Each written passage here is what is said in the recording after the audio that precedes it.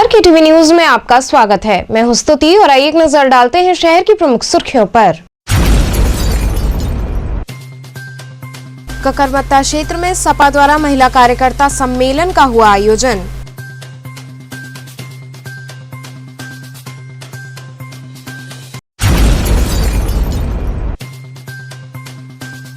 आदमपुर थाने में पुलिस उपायुक्त काशी जोन ने की बैठक।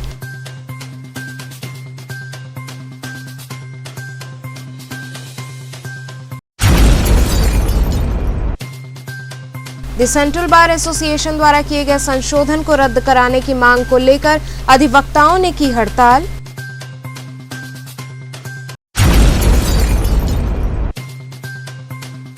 और ठंड की शुरुआत के साथ ही काशी के गंगा घाट साइबेरियन पक्षियों से हुए गुलजार।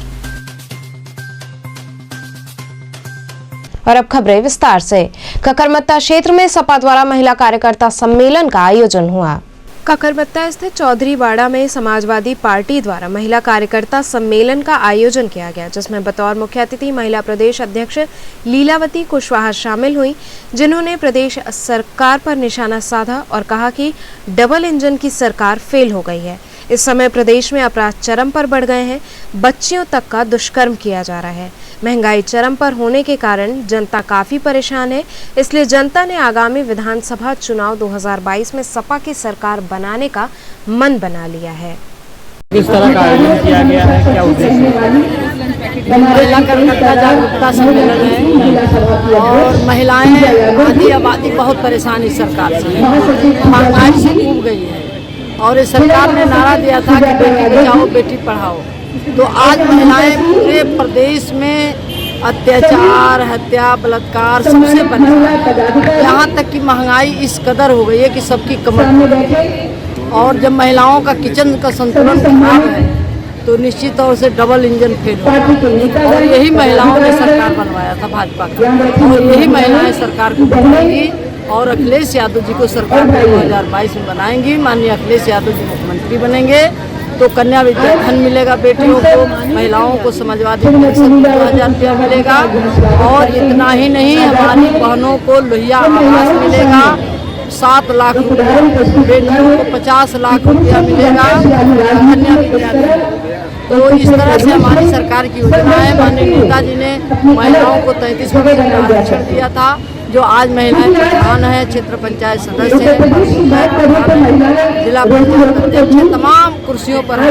लेकिन डबल इंजन की सरकार के अभी भी बहुत से प्रदेश हैं जहां महिलाओं को सम्मान नहीं है। जब वो घर में नहीं सम्मान मिलते हैं तो बात कानून व्यवस्था फेल है, कानून व्यवस्था बिल्कुल फेल है। बनारस में जब मासूम बच्चियों के साथ रेप हो रहा है, कोई गुंडा माफिया हावी है और सरकार सभी मुद्दों पर फेल है।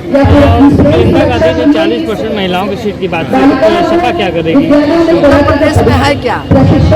उनकी क्या है? उत्तर प्रदेश में कहीं जमीन है? तो जब जमीन नहीं है तो फिर इस बात का कोई अर्थ नहीं है। माननीय नेताजी ने कहा, माननीय राष्ट्रीय अध्यक्ष जी ने कहा कि लोकसभा विधानसभा में विधेयक पास हो 33% का, और जिस तरह से पंचायत चुनाव में आरक्षण है उस तरह से आरक्षण हम देने के लिए तैयार हैं। माननीय नेताजी ने दिया, माननीय समाजवादी पार्टी अखिलेश यादव जी ने दिया, और सबसे ज्यादा टिकट महिलाओं को मिला है समाजवादी पार्टी। महिलाओं की बात करें तो कितना महिलाएं योगदान बनाएंगी सरकार बनाने में? बहुत ही महत्वपूर्ण भूमिका महिलाओं का है। आशा भरी समाजवादी पार्टी के राष्ट्रीय अध्यक्ष अखिलेश यादव को देख रही है, और माननीय अखिलेश यादव जी की ये क्षमता है कि समाज के अंतिम व्यक्ति के चेहरे पर मुस्कान हो, उनके पेट में रोटी हो, उनके तन पर कपड़ा हो, उनके बच्चों को पढ़ने की यादें हो। अगर ये बात कोई सोचता है तो हिंदुस्तान के नेता माननीय अखिलेश यादव। आज महिला कार्यकर्ता सम्मेलन आयोजन किया गया, क्या उद्देश्य है? सभ्यता, संस्कृति और साहित्य का शहर बना रहे रस, जिसको पूरे हिंदुस्तान में शिद्दत के साथ लोग कहते हैं बनारस। बनारस की बाबा भोलेनाथ की नगरी में महिला सशक्तिकरण की प्रतिबिंब समाजवादी महिला सभा की प्रदेश अध्यक्ष आदरणीय जो है हम लोगों के बीच में लीलावती कुशवाहा जी आई हैं। महिला कार्यकर्ता सम्मेलन में आज सभी महिलाओं ने आज एक स्वर में संकल्प लेने का काम किया कि आगामी 2022 के चुनाव में बनारस में लाल और हरा झंडा का परचम लहराएगा। और महिलाओं ने आज संकल्प लिया महिला सम्मेलन के माध्यम से कि आने वाले 2022 के चुनाव में योगी सरकार नहीं, महिलाओं को अब योग्य सरकार की जरूरत है। जिस तरीके से भारतीय जनता पार्टी की 4.5 साल के सरकार में महिला उत्पीड़न हुआ, महिलाओं के साथ अत्याचार हुआ, महिलाओं के साथ अगर महिलाएं अपने हक और अधिकार को मांगने का काम करती हैं तो उत्तर प्रदेश सरकार में बैठे नुमाइंदे लोग गुफे में जेल के सिगंजों के पीछे भेजने का काम किए। आज महिलाओं के घर में स्थिति ये है कि महंगाई के कारण त्राही बचा है। महिलाएं आज अपनी पीड़ा मंच के माध्यम से उन्होंने देने का काम किया कि भारतीय जनता पार्टी की सरकार में जिस तरीके से महंगाई चरम सीमा पे है, महंगाई के सवाल पर, भ्रष्टाचार के सवाल पर, बढ़ते हुए अपराध के सवाल पर और कोरोना काल में जिस तरीके से भारतीय जनता पार्टी के लोगों ने यातना देने का काम किया, आज समाजवादी पार्टी महिला सभा की महिलाएं संकल्प लेके आज गई है और 2022 में परिवर्तन करना चाहती हैं। और हम लोग देख सकते हैं यहाँ पर ये लगातार 12 बजे से ये सभा चल रही है, 4 बजने को है। महिलाओं की अपार जनसमूह आप देख सकते हैं। महिलाएं से समाजवादी पार्टी के पक्ष में अब लामबंद होती हैं। आने वाला 2022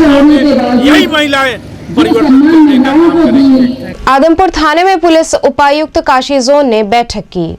थाना आदमपुर परिसर में आरएस गौतम पुलिस उपायुक्त काशी जोन द्वारा महत्वपूर्ण बैठक की गई। इस बैठक में क्षेत्रीय पार्षद व व्यापारी सभी दल के नेता मौजूद रहे। इस बैठक में बढ़ते साइबर क्राइम को देखते हुए सभी को जागरूक किया गया। साथ ही लोगों से अपील की गई कि जो भी व्यापारी अपनी दुकान, मकान व ऑफिस पर बाहरी कर्मचारियों को काम पर रखते हैं उनका पुलिस वेरिफिकेशन अवश्य कराएं। साथ ही उनसे जुड़े सारे दस्तावेज अपने पास रखें। उन्होंने सभी को जागरूक करने के साथ ही ये भी बताया कि कोरोना महामारी अभी खत्म नहीं हुई है, इसलिए सोशल डिस्टेंसिंग व मास्क का प्रयोग अवश्य करें। आज आदमपुर थाना परिसर में आदमपुर थाना क्षेत्र से संबंधित जितने संभ्रांत नागरिक जन हैं, हमारे व्यापारी बंधु हैं, व्यापार से संबंधित पदाधिकारी गण हैं, हमारे शिक्षक गण हैं और क्षेत्र के जितने भी सम्मानित लोग हैं या जो संत समिति के मेंबर्स हैं, उन सभी को बुला करके वार्ता की गई। और विशेष रूप से कि कोई अननोन व्यक्ति को अपने यहाँ रखते हैं कार्यस्थल पे तो उसका पुलिस वेरिफिकेशन अवश्य करा लें। और किसी भी व्यक्ति को अपने फाइनेंशियल जो जितनी भी चीज़ें हैं उसके बारे में आदान प्रदान न करें। सोशल मीडिया में भी अपनी व्यक्तिगत जानकारियों को शेयर अननोन व्यक्ति के साथ ना करें। साइबर क्राइम से बचें और साथ ही साथ गली मोहल्ले में कोई अननोन व्यक्ति दिखता है तो उसके बारे में भी पुलिस को सूचना दें। और जब भी कहीं कोई अपराध घटित होता है तो उसके बारे में भी सूचना दें। और हमेशा अपनी बात को कहने में हिचके नहीं। जब भी छोटी से छोटी बात होती है तो छोटी से छोटी बात भी थाना पुलिस के अधिकारियों के संज्ञान में लाएं और निश्चित रूप से आपकी बात को बहुत अच्छे तरीके से सुना भी जाएगा। और पुलिस के साथ भी आप पूर्ण अच्छा सहयोग करें और मिल करके जो निर्भर जो है कि बिना किसी डर भय के लोग रहें और एक भयमुक्त वातावरण निर्मित हो, इसमें सभी लोग हम लोग जुड़ करके कार्य करेंगे। तो पुलिस विभाग भी नियम कानून बताती है फिर उसके बाद में तोड़ देती है नियम कानून। आदमी पीड़ित लोग परेशान होते हैं। जैसे निश्चित रूप से यदि कहीं कोई इस तरह की बात आती है, मैंने लोगों को आश्वस्त किया बिल्कुल मेरे नॉलेज में लाएं। हमारे एसीपी साहब हैं, एडिशनल जो डीसीपी हैं, एसएचओ हैं, उन सभी के नॉलेज में लाएं और अपनी बात को जो है एक बार कहने के बाद चुपचाप बैठ नहीं जाना चाहिए, उसको परसू करना चाहिए। ऐसा नहीं है कि उनकी बात को नहीं सुना जाएगा और जब तक न सुना जाए तब तक परसू करते रहना चाहिए।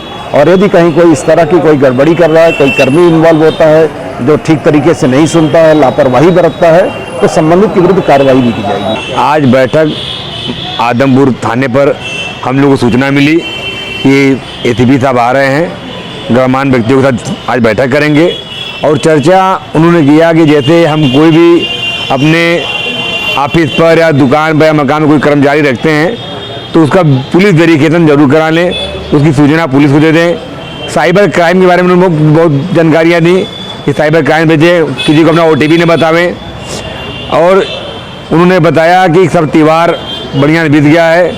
कोरोना के बारे में उन्होंने बताया कि कोरोना एक नया वेरिएंट आया है, उससे बचे, सब कोई मास्क का प्रयोग करें, दूरी बना कर भीड़ भाड़ से बचे। ये बातों पे तमाम जानकारियाँ इसी भी हम लोग को दी। अच्छा लगा बुलाकर, उन्होंने भाई बुलाया हम लोग को, बहुत ही अच्छी चीज़ बताया उन्होंने। हम उनका स्वागत और अभिनंदन और वंदन करते हैं। द सेंट्रल बार एसोसिएशन द्वारा किए गए संशोधन को रद्द करने की मांग को लेकर अधिवक्ताओं ने हड़ताल की। सेंट्रल बार प्रांगण स्थित गांधी स्मृति के समक्ष पिछले 4 दिनों से अधिवक्तागण हड़ताल पर बैठे हैं। इसी कड़ी में उन्होंने 2 दिनों से भूख हड़ताल शुरू की है। हड़ताल पर बैठे अधिवक्ताओं ने बताया कि द सेंट्रल बार एसोसिएशन के वर्तमान प्रबंध समिति और अध्यक्ष ने अवैध तरीके से संविधान में कार्यकारिणी की मीटिंग से एक संशोधन कर नव युवकों को कुछ पदों पर चुनाव लड़ने से रोक दिया है। इस संशोधन को रद्द किए जाने की मांग को लेकर हम हड़ताल कर रहे हैं। पिछले सोमवार से मैं धरने में बैठा हूं। इस सत्याग्रह का आज चौथा दिन है और भूख हड़ताल का दूसरा दिन है। सेंट्रल बार एसोसिएशन की वर्तमान प्रबंध समिति और अध्यक्ष ने अवैध तरीके से संविधान में कार्यकारिणी की मीटिंग से एक संशोधन करके नवयुवकों को कुछ पदों पर चुनाव लड़ने से रोक दिया, और वो भी तब रोक दिया जब चुनाव में मात्र 20-25 दिन बाकी रह गया था।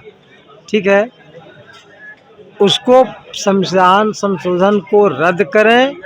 दूसरी मांग ये है कि ये आम सभा के लोगों के जाने आने के लिए जो सीढ़ी बनी थी, वो सीढ़ी और दुकान तोड़ दिया वहाँ अपना निजी चैम्बर बनवाने के लिए। तो दूसरी मांग यह है कि उस सीढ़ी और दुकान को यथावत बनवा दिया जाए। लेकिन 4 दिन से सत्याग्रह पर बैठने के बाद यह हठधर्मी पदाधिकारी न कोई बात करने आया और न कोई कुछ उस पर कार्रवाई हो रही है आज। और ये तमाम जो फोर्ज काम है, ज़रा नोटिस देना यार, जो आज चपकी है, जो सारे काम ये 420 के तरीके से कर रहे हैं। बैक डेट में मीटिंगें करना, बैक डेट में फर्जी दस्तखत बनाना, और उसका एक उदाहरण आपको अभी दिखा रहा हूँ तुरंत कि इतने 200 लोगों के सामने यह नोटिस ले आके चपरासी नोटिस बोर्ड पर चिपकाया है, जिस पर तारीख पड़ी हुई है 1/12/2021 की। आज कौन सी तारीख है? आज है 2/12/2021।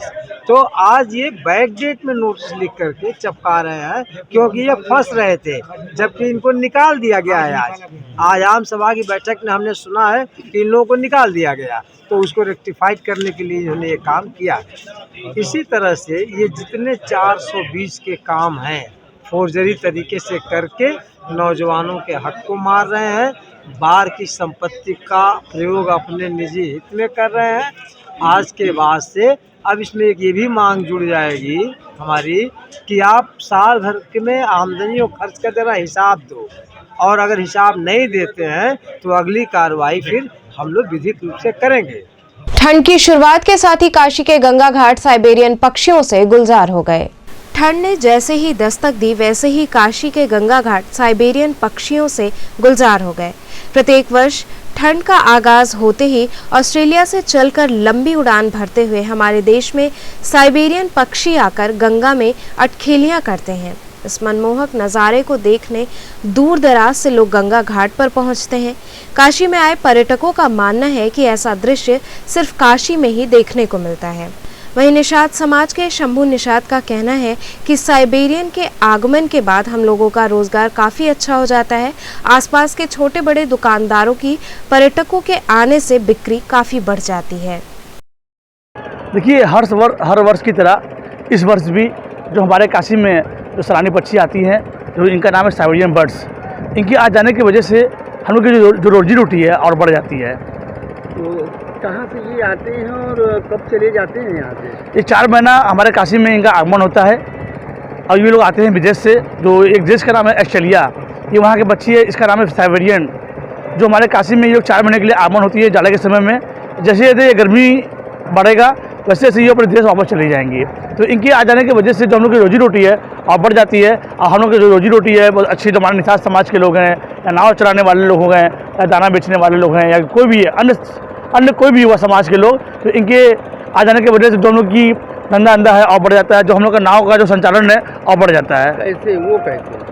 अरे ये जो नाव है, सेल्फी है, आते हैं लोग नाव पे घूमते हैं, सेल्फी खिंचवाते हैं, सेल्फी खिंचवा के फेसबुक पर डालते हैं, व्हाट्सएप पे चलाते हैं, तो उसमें अन्य लोग, उसमें जो और लोग देखते हैं तो अपने घर से लोग निकल के यहाँ पे और गंगा में आते हैं, नाव बुक करके दाना खिलाते हैं। क्या है और कितना आनंद लेते हैं लोग इसका? देखिए, इनका जो भोजन है खाली एक ही सामान है, जो बेसन का सेव है, ये खाती हैं और इनके सिवा ये कुछ भी नहीं खाती हैं। कितना आनंद लेते हैं इसका? अरे बहुत आनंद लेते हैं। सेल्फी, फोटो, व्हाट्सएप, फेसबुक, साथ में सेल्फी खिंचवाना, ये बहुत ही खुशी की बात है। जो देश से उड़ के हमारे काशी में आती हैं, पर्यटन तक इसका मजा लेते हैं। इसका बहुत ही अच्छा, इसका एक दिव्य है। माँ गंगा में बहुत सौभाग्य की बात है, हमारे गंगा नदी में हम लोग यहाँ पे इस जगह पे हैं, वो सौभाग्य की बात है कि जो हमारे देश में विदेश से उड़ के पक्षी हमारे काशी में आ रही हैं। अवधेश जी, आज कितना आनंद ले रहे हैं, क्या खिला रहे हैं पक्षियों को? पक्षियों को ये बेसन का सेव खिलाया जाता है। ये बहुत ही चाव से खाते हैं, बहुत पसंद करते हैं ये लोग। मतलब इसको खिलाने के बाद एक अलग सुकून मिलता है इन लोगों को। तो काशी में आए हैं, इसका आनंद ले रहे हैं, कैसा मजा आया? काशी में तो बहुत ही एकदम स्वर्ग है काशी। यहाँ पे महादेव एकदम 24 घंटे विराजमान रहते हैं, ऐसी मान्यता है। और ऐसा आने के बाद प्रतीत भी होता है, लगता है कि हाँ, मन में कुछ है यहाँ पे काशी में।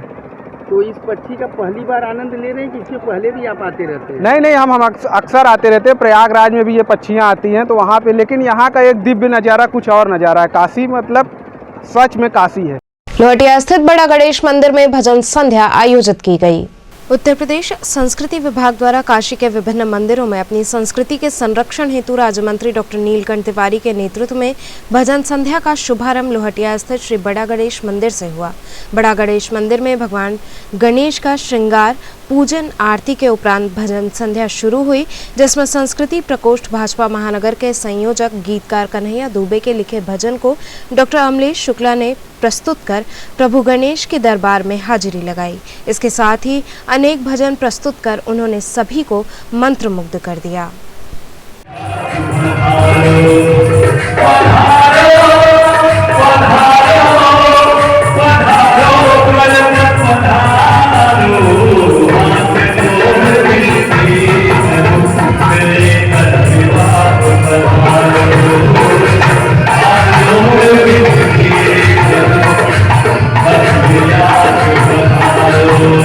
दिव्य है अपनी काशी, भव्य है अपनी काशी। संस्कृति विभाग द्वारा श्री काशी विश्वनाथ धाम यात्रा का ये अद्भुत कार्यक्रम हो रहा है और ये कई दिन तक चलेगा, जिसमें हर ऐसे मंदिरों में, काशी के सिद्ध मंदिरों में कार्यक्रम होगा।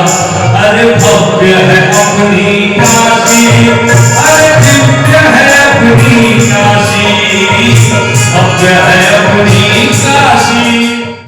किस तरह का प्रोग्राम चल रहा है, कहाँ पर चल रहा है? देखिए, काशी धार्मिक नगरी है, पूरे प्रदेश में इस तरह के कार्यक्रम हो रहे हैं। इस तरह खासकर अयोध्या, काशी, मथुरा में विशेष रूप से ये मनाया जाए। काशी यात्रा धाम संस्कृति विभाग के द्वारा प्रमुख मंदिरों में, प्रत्येक मंदिरों में ये जलसा मनाया जा रहा है। आज बड़ा गणेश से इसकी शुरुआत हुई है। तमाम मंदिरों में इस तरह के कलाकारों के द्वारा अपनी प्रस्तुति दी जाएगी और काशी जो शिक्षा, संगीत, साहित्य की राजधानी कही जाती है, वो माननीय मंत्री डॉक्टर नीलकंठ तिवारी जी के द्वारा संपादित संस्कृति विभाग के द्वारा ये भव्य कार्यक्रम आयोजन किया जा रहा है। क्या क्या होगा इसमें सारा गायन वादन नृत्य के माध्यम से कलाकार अपनी प्रस्तुति देंगे और काशी में ऐसे भी हर गलियों में, हर मोहल्ले में भजन के नाम से, संगीत के नाम से जाना जाता है। उसको जीवंत रखने के लिए ये संस्कृति विभाग द्वारा कार्यक्रम किया जा रहा है। यहाँ रुकेंगे एक छोटे से ब्रेक के लिए, आप बने रहिए KTV के साथ।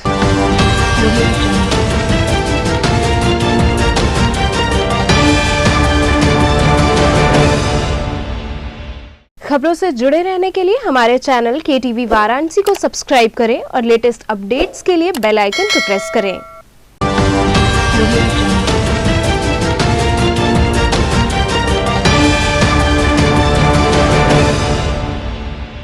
ब्रेक के बाद आपका स्वागत है। कचहरी परिसर में भदोही विधायक विजय मिश्र को पेशी पर लाया गया। कचहरी परिसर में भदोही विधायक विजय मिश्र की पेशी हुई। विजय मिश्र ने बातचीत में बताया कि जिस केस में हमें फंसाया गया है वो फर्जी है, इस मामले में कोई भी प्रमाण नहीं है। उन्होंने कहा कि सरकार द्वारा उत्पीड़न किया जा रहा है और हम यही मांग करते हैं कि हमें फर्जी तरीके से ना फंसाया जाए। जो आपके साथ घटना घटी है क्या उसमें है सच्चाई? अब आप लोग मुझसे ज्यादा है, सच्चाई है कि बेटी एक कोई बम्बई है, कोई बेंगलोर है, कोई दिल्ली है, दामाद है, वो फर्जी केसों में फंसाए जाए। न दिन है, न तारीख है, न घटना है, न कोई गवाह है, इसीलिए कमिश्नरेट बनाया गया है। यही जीरो टॉलरेंस सरकार है, यही भ्रष्टाचार, यही भयमुक्त समाज है कि किसी की बेटी दामाद न रहने पाए। इतनी गिरी हुई सरकार है ये, इतनी निकम्मी सरकार है ये। लूट किसमें नहीं हो रही है। आपको चिट्ठी दें, 1 लाख का स्ट्रीट लाइट 12 मीटर का 4,59,000 में लग रहा है। 6.25 लाख 21,000 का पावर सोट हुई हाई कोर्ट चार्टर पर 3,25,000 में लगवा रहा हूँ। एक पैसे को मैं किसी को लिया है, न दाया न खाया है। जिसको माननीय श्री अमित शाह ने जांच भी करवाया है, तो इसको सुरेश खन्ना साहब सीधे फोन कर कीजिएगा कि विजय मिश्रा दबंग है, 1 पैसा किसी को नहीं लेता है, जमीन कब्जा किया। तो हमसे सुरेश खन्ना ने बताया, हम भूल गए थे, साहब से पूछे। इतना परेशान न करें, बस इतना ही कह दिया। और सरकार से इतना परेशान न करें। आपके ऊपर कुल कितने केस लादे गए हैं अब तक? 11-12 लिखे गए, कितना लिखे जाए, कब तक मारे जाएंगे? कितने सही है, कितने गलत हैं? सही गलत हमें पता ही नहीं कितना लिखे गए। सही कौन चीज है बता दीजिए। एक केस बता दीजिए सही है, एक केस बता दीजिए सही है। आगामी विधानसभा चुनाव को लेकर के क्या आगे रणनीति आपकी? जो माननीय सरकार से पूछे, वो चाहती चुनाव लड़े, हमारे बेटे आतंकवादी हो जाए, पूरा धन ले ले। हम धन कल गोरक्षा पीठ को हमने चिट्ठी लिख दिया, आपको न मालूम हो ले लीजिए, वो आप लिख लीजिए, चाहे संघ वाले ले ले। जो भी कर्जदारी है, बैंक की देनदारी है, लड़का काम करता है, हम सब भिक्षा मांग के दे देंगे, आप सब लिखिए। हाँ माइकल भैया बताइए, किस वजह से इनको पीछी पे लाया गया था, क्या मुकदमा कायम था? देखिए, जैतपुरा थाने में एक मुकदमा कायम हुआ है। मुकदमा अपराध संख्या 194/2021, धारा 307 है, 147, 148, 392, 120 भी कई धाराएं हैं, 504, 506 में। तो उसी में आज विधायक जी का जो है रिमांड बनने के लिए वारंट भी से ही आगरा जेल से तलब हुए, तो आज इनका रिमांड है। क्या इनको सजा दी गई है? सजा नहीं है, जो पीड़िता इनके खिलाफ वहाँ भदोही केस में बलात्कार का आरोप लगा करके वहाँ मुकदमा कायम कराई है, इनको इनके लड़के को मुलजिम बनाई है। उसी पीड़िता ने यहाँ थाना जैतपुरा में एक मुकदमा कायम कराया है कि विधायक जी के बेटी, उसमें 14 लोग अभियुक्त हैं कि इनके कहने पर, इनके उकसावे पर ये 10-12 लोग आए मेरे घर पे, जिसमें इनके बेटी, दामाद जो बम्बई में रहते हैं बहुत से, एक बेटी इनकी हाईकोर्ट में अधिवक्ता है। तो ऐसे तमाम इनके परिजनों के विरुद्ध उस पीड़िता ने आरोप लगाया है कि ये लोग मेरे घर पर आए और मुझसे ये कहे कि विधायक जी के खिलाफ जो बलात्कार का मुकदमा कायम करा लियो, इसको वापस उठा लो। और उसी कड़ी में उसका कहना है ये कि हमारी हत्या का प्रयास किए, मेरे साथ लूट की घटना घटित की है। जबकि प्रथम सूचना रिपोर्ट के मुताबिक किसी प्रकार की घटना का कोई खुलासा होता नहीं, न उसमें घटना की तारीख है, न समय है। ऐसे बेटी दामाद को इसने मुलजिम बनाया। ये सब राजनीतिक जो प्रतिद्वंदिता का माहौल है, उस कड़ी में इस लड़की को एक मोहरा बनाया गया है। ये अपने को ऑर्केस्ट्रा का डांसर कहती है। और ये जो वादनी मुकदमा है, ये बम्बई में गैंग रेप के एक मुकदमे में पहले से मुलजिम चली आ रही है। और इस प्रकार के जो छेड़खानी और बलात्कार के जो आरोप लगाई है इन लोगों के ऊपर, वो एक अपने सगे बहनोई के ऊपर भी उसने आरोप लगाया है, बलात्कार का ही आरोप लगाया है। गायक भरत शर्मा व्यास है, उनके लड़के पर छेड़खानी का आरोप लगाया है। तो इस प्रकार के आरोप लगाने का ये अभ्यस्त महिला है और उसने ये आरोप लगाया है। और इसमें गवाह कौन है? बनारस के स्थानीय लोग गवाह नहीं है। इसके आस पड़ोस के लोग, इतनी बड़ी घटना होने की बात कही जा रही है और एक भी लोकल गवाह नहीं है। गवाह कौन है? जो इस महिला वादिनी मुकदमा के साथ मामले में अभियुक्त है, गैंग रेप के मुलजिम है। बम्बई में क्राइम ब्रांच की टीम, उनके मुंबई क्राइम ब्रांच की टीम उनको पुलिस खोज रही है, यह लोग फरार चल रहे हैं। तो एक मोहरा बन करके इसको एक हथियार के रूप में इस महिला को इस्तेमाल किया जा रहा है। यही ये मुकदमा है, इसी में आज इनका रिमांड। सनबीम स्कूल की छात्रा से दुष्कर्म मामले की उत्तर प्रदेश बाल संरक्षण आयोग की टीम ने जांच की। सनबीम लहरतारा स्कूल में 9 साल की मासूम बच्ची के साथ हुए दुष्कर्म मामले में उत्तर प्रदेश बाल संरक्षण आयोग की टीम ने विद्यालय पहुंचकर जांच की। वहीं इस बाबत बाल संरक्षण आयोग के सदस्य इंजीनियर अशोक यादव ने बताया कि विद्यालय पहुंचने पर कोई भी जिम्मेदार व्यक्ति वहां नहीं था। इस परिप्रेक्ष्य में ये कहा गया कि सभी SIT की बैठक में गए हुए हैं। उन्होंने कहा कि इस संदर्भ में विद्यालय द्वारा स्पष्ट तौर से बातें नहीं बताई जा रही हैं। देखिए, ऐसा है कि जब हम लोग स्कूल गए तो स्कूल में जाने के बाद वहाँ पे कोई भी जिम्मेदार आदमी नहीं मिला। सभी लोगों ने ये कह करके पल्ला झाड़ दिया कि SIT की मीटिंग में लोग गए। फिर भी हम लोगों ने क्लास टीचर को बुलाया।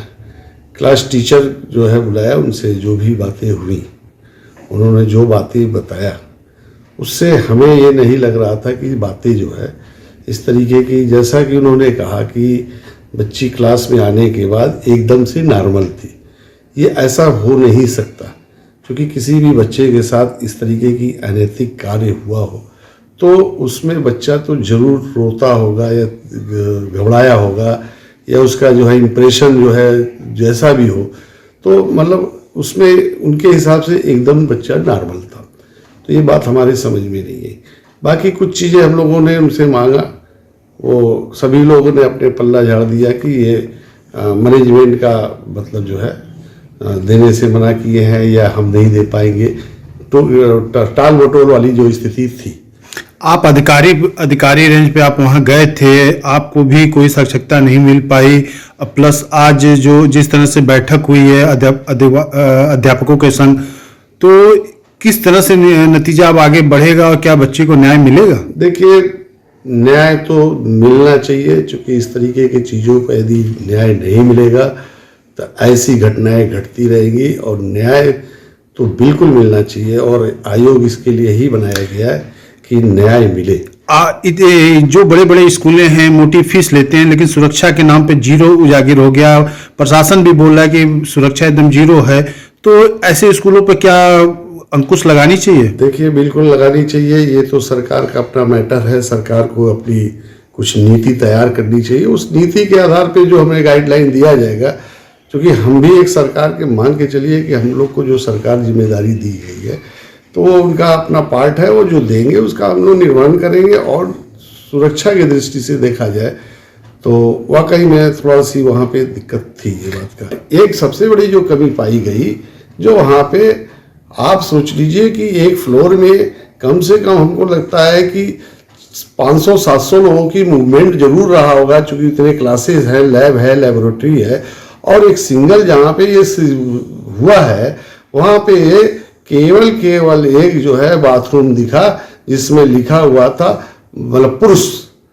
उसमें वो कांड होता है। और उससे मतलब, और मैं देखा कि आनंद फानंद में वहाँ बाथरूम भी बन रहा है। पूछा गया ये क्या हो रहा था, ये हुआ कि जो लेडीज की बाथरूम बन रहा है। ये मतलब बात समझ में नहीं आई। अरे टीम टाम की कोई जरूरी नहीं है, साधन सुविधा सबसे पहले होना चाहिए। और ये तो सरकारी स्कूलों में भी ऐसा होता है, और ऐसा भी नहीं कि इतनी दूरी पे हुआ है, जहाँ पे अगल बगल सभी लोग हैं वहाँ पे इस तरीके का हुआ, और जैसे लग रहा है कि वहाँ पे कुछ नहीं हुआ है। ये बड़ी दुर्भाग्यपूर्ण बात है, और इससे सभी स्कूल वालों को भी सबक लेना चाहिए, इसमें ध्यान देना चाहिए कि आप फीस जो वसूल ले रहे हो, लो फीस आपकी तो आपके और गवर्नमेंट और आपके गार्जियन के ऊपर है। गार्जियन देता है तो आप लेते हो, अदरवाइज बाकी चीज़ों पे ये ध्यान रखना चाहिए। सुविधाएं, मूलभूत सुविधाएं, जैसे क्लासरूम अच्छा हो, आपका रिसेप्शन अच्छे हैं, जहाँ फीस लेते हो वो बहुत अच्छा है, लेकिन बच्चों के बाथरूम में जाने के लिए जो है ये दुर्व्यवस्था तो वाकई में मतलब गलत है। संपूर्णानंद संस्कृत विश्वविद्यालय में आयोजित श्री सीताराम विवाह महोत्सव में प्रभु अवतरण की लीला का मंचन किया गया। संपूर्णानंद संस्कृत विश्वविद्यालय में आयोजित श्री सीताराम विवाह महोत्सव के दूसरे दिन कथावाचक डॉक्टर श्याम सुंदर परासर के मुख से भक्तों ने कथा का श्रवण किया। इस अवसर पर प्रभु के अवतरण की लीला का मंचन हुआ, जिसे देखकर सभी भक्तगण भाव विभोर हो गए।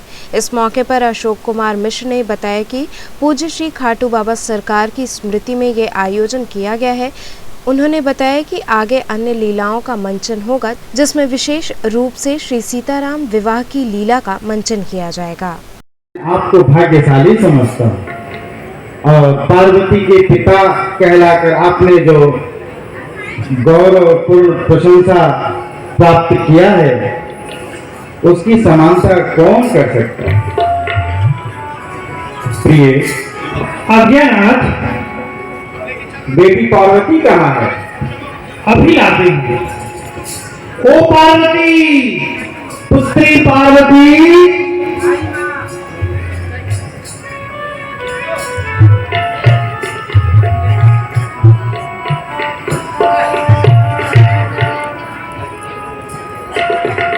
बेटी उमा।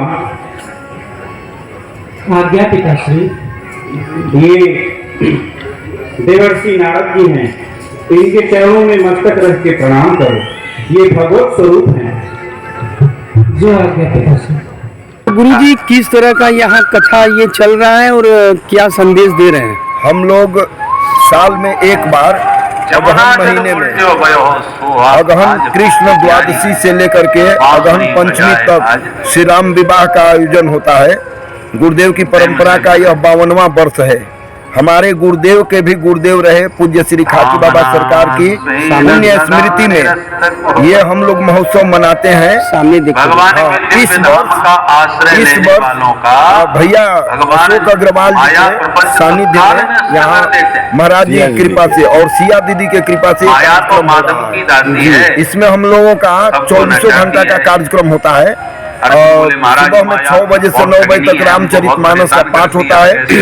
24 घंटा हरनाम संकीर्तन होता है और अभी 11 बजे से 1 बजे तक श्रीमद् भागवत जी की कथा हो रही है श्याम सुंदर पराशर जी के द्वारा। और उसके बाद 2 बजे से झांकी पद गायन और 5 बजे से लीला होती है। जो बक्सर महाराज जी के परिकर है, मामा जी के, उन्हीं परिकरों के द्वारा ये लीला होती है और उन्हीं के द्वारा रचित साहित्य के माध्यम से कल गौरी शंकर विवाह की लीला हुई थी। आज भगवान का अवतार क्यों होता है ये लीला होगी और इसी तरह से विवाह की लीला, जानकी जी के प्रकट होने की लीला, राम जी के जन्म की लीला और विश्वामित्र आगमन से अहिल्या उद्धार तक की लीला। कथा के साथ साथ लीलाएं भी कराई जा रही हैं जी। तो कितना लोग इससे आकर्षित होते हैं और काशीवासियों को क्या संदेश देंगे इस माध्यम से? काशीवासियों को संदेश क्या देना है, ये तो धर्म की नगरी है। यहाँ तो भगवान श्री रामचंद्र जी का नाम लेकर के बाबा मुक्ति बांटते रहते हैं। लेकिन इस वर्ष बाबा स्वयं काशी विश्वनाथ भगवान हम लोगों को यहाँ बुलाए, तो कल हम लोग काशी विश्वनाथ का विवाह भी संपन्न करवाए लीला में और आगे राम जी का विवाह होना है। हम काशी वासियों को संदेश देने लायक तो नहीं है क्योंकि यहाँ तो सारे दिव्य जन हैं, मां अन्नपूर्णा है, काशी विश्वनाथ है, तो क्या कहना है। लेकिन संदेश मेरे गुरुदेव का यही है कि जीव का एकमात्र लक्ष्य भगवान की भक्ति है। इस लीला का एकमात्र उद्देश्य है कि जीव को भगवान की लीला के माध्यम से श्री राम जी के तरफ, सीता जी के तरफ, शंकर जी के तरफ मोड़ना है। बाकी ये लीला हम लोगों की कोई पैसे रुपये वाली नहीं है, बस भक्ति भाव के प्रचार प्रसार के लिए लीला हम लोगों की। जीवनदायिनी स्वास्थ्य कर्मचारी संघ द्वारा प्रदर्शन कर ज्ञापन सौंपा गया। जीवनदायिनी स्वास्थ्य कर्मचारी संघ के लोगों ने प्रदर्शन करते हुए 5 सूत्री मांगों को लेकर जिलाधिकारी के माध्यम से मुख्यमंत्री को ज्ञापन सौंपा। उन्होंने कहा कि कर्मचारियों को लगभग 13,000 मासिक वेतन मिलना चाहिए व 12 घंटे काम लिया जा रहा है जिसे 8 घंटे किया जाए। इसके साथ ही उन्होंने अन्य मांगे की और उन्हें जल्द पूर्ण करने की बात कही। जी, पिछले 4-5 महीनों से लगातार हम अपनी प्रमुख मांगों को लेकर के शांतिपूर्ण ढंग से धरना प्रदर्शन और विरोध प्रदर्शन कंपनी के खिलाफ हम लोग जता रहे थे, जिसमें हमारी मांगे ये थी कि 23 सितंबर 2019 को इसी जीविका ये हमारा इस संस्था के साथ और यूनियन के मध्य लेबर कोर्ट में समझौता हुआ था, जिसमें हमारा मिनिमम भुगतान और 4 घंटे का ओवर टाइम दिया जाएगा। लेकिन हमें 2 सालों तक लगातार कंपनी के द्वारा बरगलाया गया और हमें झूठे आश्वासन दिए गए और हम लोगों को किसी प्रकार का कोई भुगतान नहीं किया गया, जिसके विरोध में पूरे उत्तर प्रदेश में 23 जुलाई से लेकर के 26 जुलाई तक हमारे कर्मचारियों ने शांतिपूर्ण क्रमिक अनशन दिया। उसके बाद में हमारी मांगे जब हमारे पास ना कंपनी की तरफ से ना शासन की तरफ से जब कोई हमारी बात सुनने नहीं आया, तो पूरे उत्तर प्रदेश के कर्मचारियों ने एम्बुलेंस सेवा को बहाल पूरी तरह ना करते हुए आम जनमानस को सेवा देते हुए अपने अनशन को जारी रखा, जिसके विरोध में कंपनी ने माननीय मुख्यमंत्री जी को भ्रमित किया गया और माननीय मुख्यमंत्री जी को गलत सूचना दी गई। हम लोगों को कंपनी ने उत्तर प्रदेश में 10,000 कर्मचारियों को बिना नोटिस दिए, बिना कारण बताए गलत तरीके से, असंवैधानिक तरीके से बर्खास्त करने का काम किया, जिसके विरोध में आज उत्तर प्रदेश के सभी 75 जिले में भारतीय मजदूर संघ के तत्वाधान में जीवनदायिनी संघ माननीय मुख्य जिला अधिकारी महोदय को मुख्यमंत्री के नाम एक ज्ञापन प्रस्तुत करेगी और उस ज्ञापन को माननीय मुख्यमंत्री जी तक हम आशा और विश्वास भी करते हैं कि हमारी मांगों को सुन करके हमें जल्द बहाल किया जाएगा। अगर हमारी मांगे सुनी जाती हैं तो आगे चलकर हम बहुत बड़ा धरना प्रदर्शन उत्तर प्रदेश में करने जा रहे हैं, जिसकी पूरी जिम्मेदारी भारतीय मजदूर संघ हमारे साथ कदम से कदम मिला के खड़े हैं और हमें उम्मीद है कि मुख्यमंत्री तक हमारी बातें पहुंचेगी। हमें धरना देने की नौबत नहीं आएगी। हम एम्बुलेंस कर्मचारी उत्तर प्रदेश में आम जनमानस को कोविड के समय हमारे कितने कर्मचारी शहीद हो गए, उनको किसी प्रकार का भुगतान नहीं हुआ। हमारे उत्तर प्रदेश में इन्हीं एम्बुलेंस कर्मचारियों ने जो पूरे उत्तर प्रदेश के मीडिया के माध्यम से डीएम साहब के माध्यम से ये बात भी अवगत कराना चाहता हूँ कि महीने की 1 तारीख को, महीने की 9 तारीख को, महीने की 21 तारीख को, महीने की 28 तारीख को आप जांच करा लीजिए। अगर 90% केस फर्जी नहीं पाए जाएंगे, मुझे फांसी पर चढ़ा दीजिए। हम उत्तर प्रदेश में सरकार के साथ हैं, सरकार के साथ कदम से कदम मिला के चल रहे हैं। श्री रणछोड़दास बापू चैरिटेबल आई हॉस्पिटल की ओर से पत्रकार वार्ता आयोजित की गई।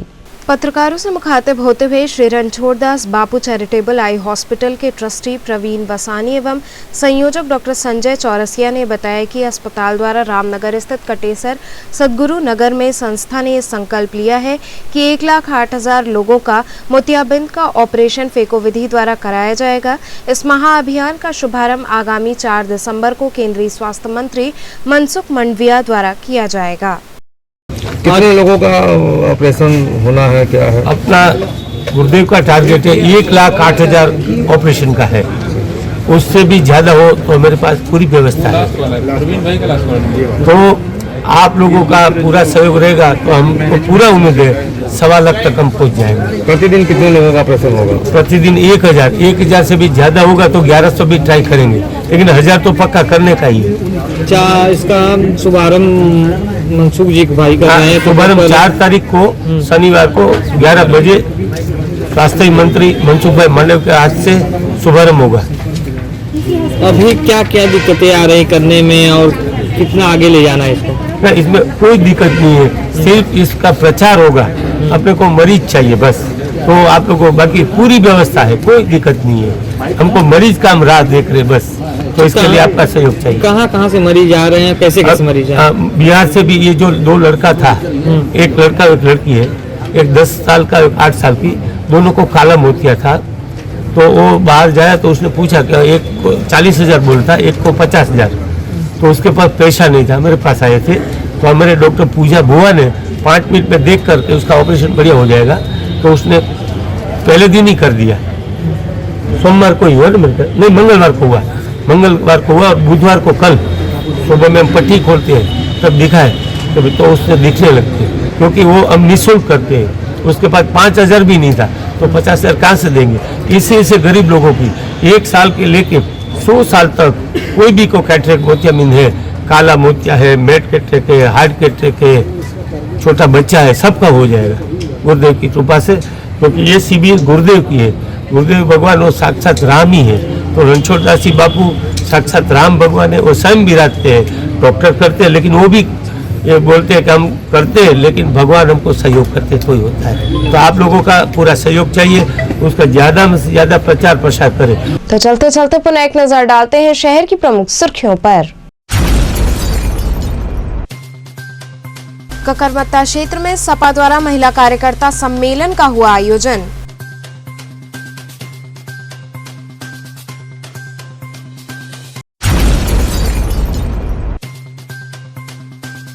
आदमपुर थाने में पुलिस उपायुक्त काशी जोन ने की बैठक।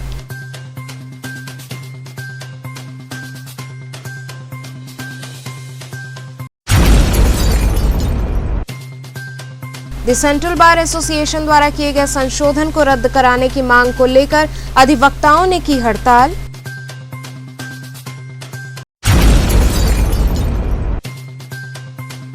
और ठंड की शुरुआत के साथ ही काशी के गंगा घाट साइबेरियन पक्षियों से हुए गुलजार।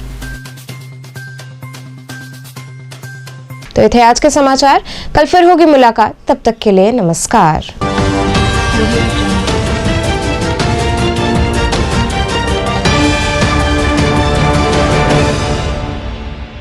खबरों से जुड़े रहने के लिए हमारे चैनल KTV वाराणसी को सब्सक्राइब करें और लेटेस्ट अपडेट्स के लिए बेल आइकन को प्रेस करें।